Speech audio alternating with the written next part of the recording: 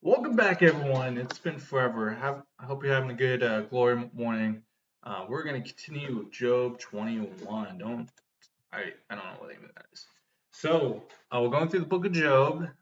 Job has been going through a series of unfortunate events, and to top it all off, his friends don't really like him, or as in they don't really have Job's back. They're blaming him. They're saying, "Job, what have you done? Why are you sinning?"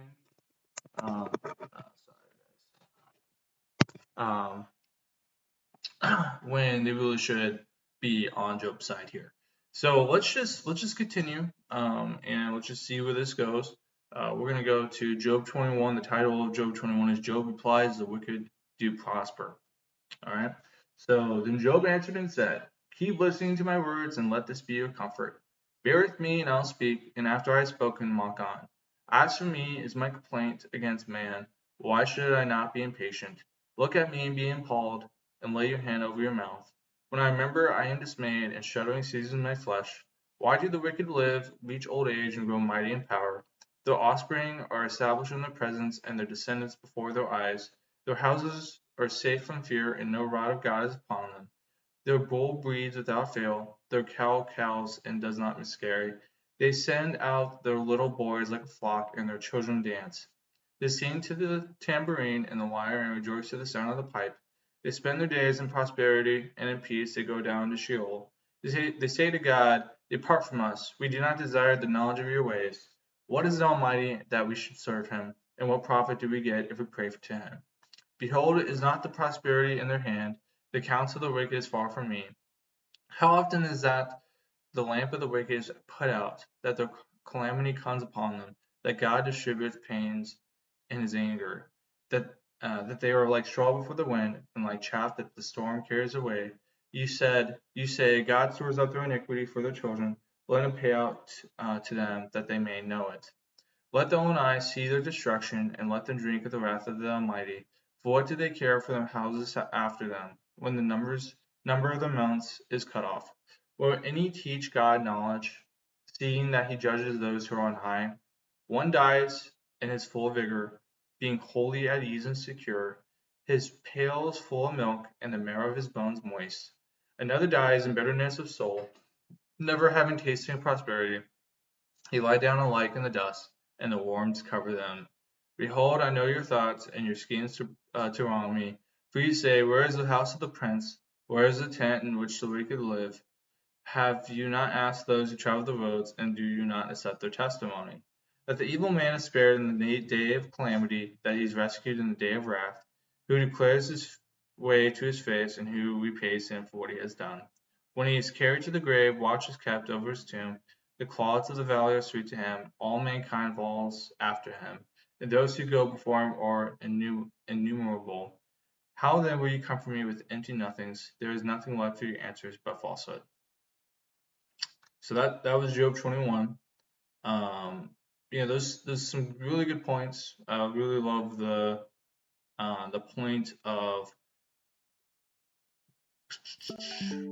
which verse was it? I really should keep notes of verses, like write it down so I don't keep getting lost. I really love the point of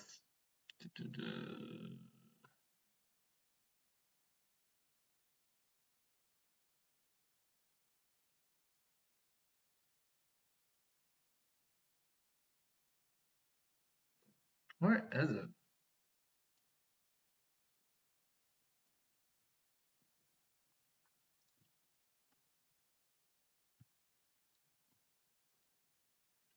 Um, no, not buried. Why? No.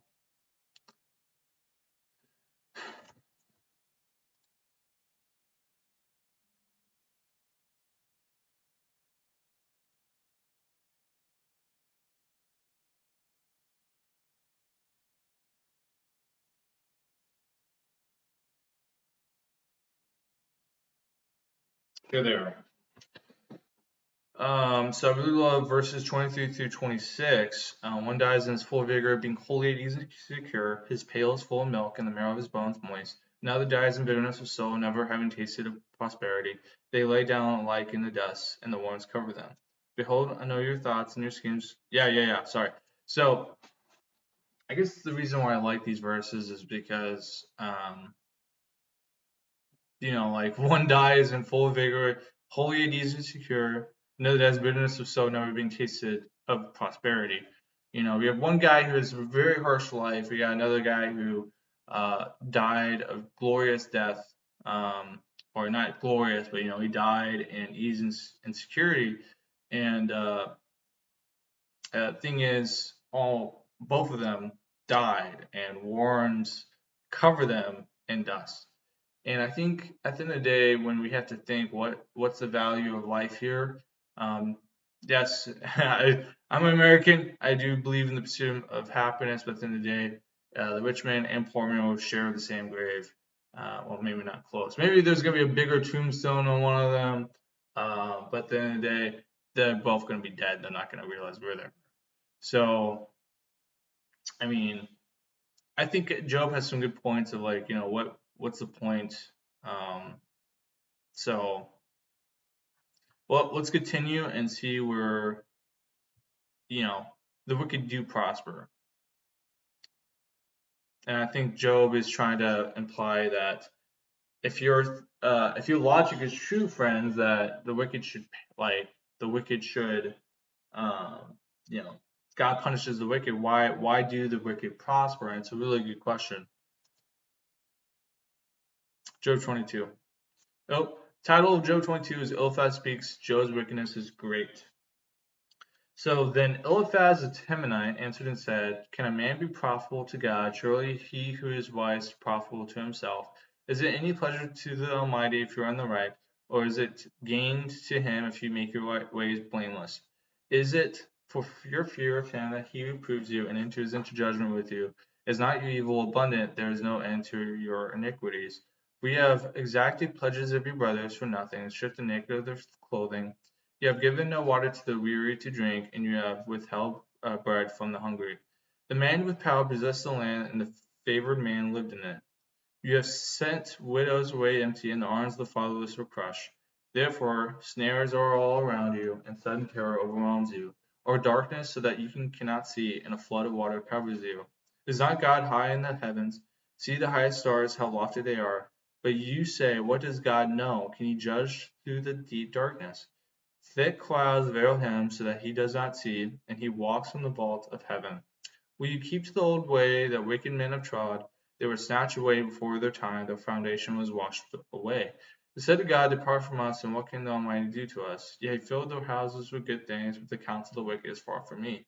The righteous see it and are glad, the innocent one mocks at them, saying, Surely our adversaries are cut off, and what they left the fire has consumed. Agree with God and be at peace, thereby good will come to you. Receive instruction from his mouth, and lay up his words in your heart. If you return to the mighty, you will be built up. If you remove injustice far from your tents.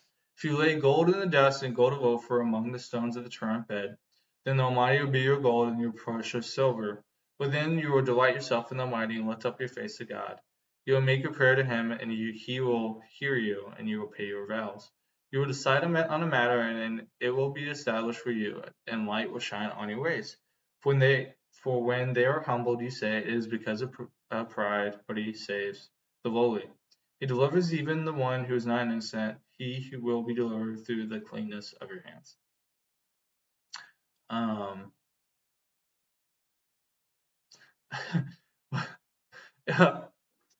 I know the conclusion here. I think Job needs better friends. That's my conclusion that I've been getting across here. But this is just a blatant. Let me just pierce you through your heart, my friend. Is not your evil abundant? There's no end to your iniquities.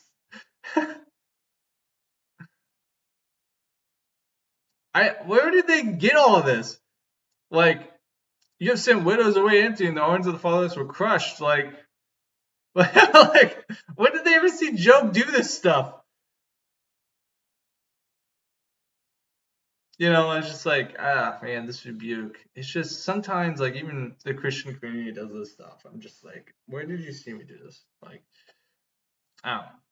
It's nuts. Let's go to Job 20. Title of Job 23 is Job replies, "Where is God?"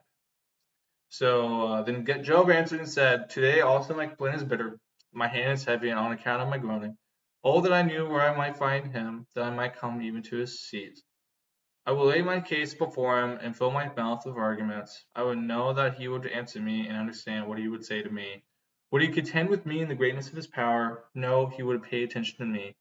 There an upright man could argue with him, and I would be acquitted before by my judge. Behold, I go forward, but he is not there, and backward, but I do not perceive him. On the left hand, when he is working, I do not behold him. He turns to the right hand, but I do not see him.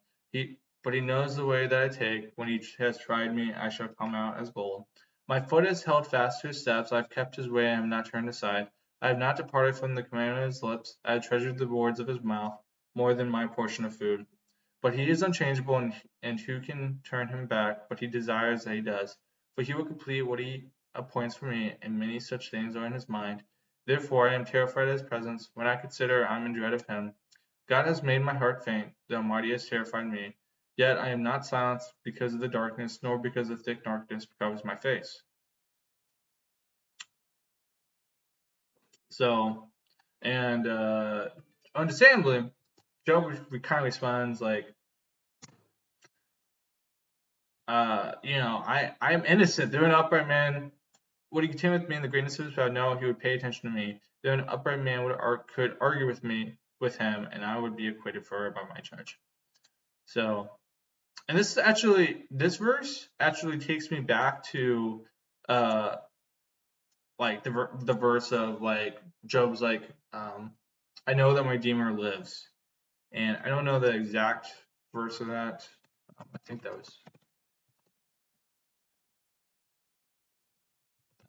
my Redeemer lives. Job. What is it? Job 19:25 through 27. It was that was literally our last day 8 this happened. So, but like it's so important that when people accuse you of being unrighteous, the truth will shine through, and I think that's where God is shining here. It's not really what other people think that you've done wrong. It's truly we can't have the fear of man. We have to have the fear of God. And I think a lot of times people focus on man and do stuff in secret and do stuff in the dark when um, they really should be paying attention more to what God thinks. You know what I mean? When you're dead, all secrets will be spilled out on the rooftops. So Job 23 was good. That's the end of day 9. Thank you guys for joining me today. I really hope you have a good glory morning. Feel free to go in time of worship, prayer, and I'll see you tomorrow.